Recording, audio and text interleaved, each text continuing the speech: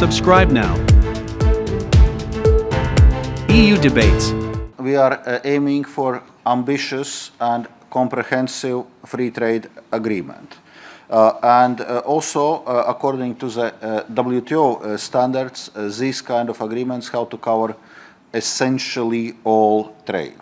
So there can be some specific exceptions for specific purposes, but broadly speaking, they have to cover essentially all trade. So clearly it concerns also the sectors which you mentioned, like automotive and wines and spirits.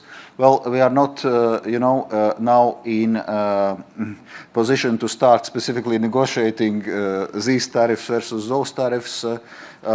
This was our first discussion in this bilateral format. Our negotiating teams will start more detailed discussions at the end of this month in New Delhi.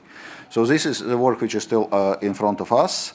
As regards sustainability, I would say no modern free trade agreement in the European Union is possible without ambitious trade and sustainable development chapters.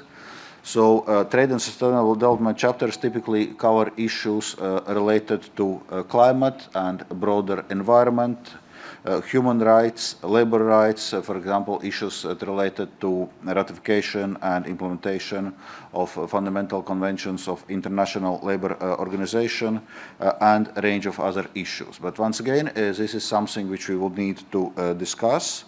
We are currently undergoing the review of this trade and sustainable development approach in the EU, and one conclusion which we are drawing that there is no one size fits all. That we need to take into account specificities, starting points of each partner to understand what is meaningful and useful in trade and sustainable development chapter.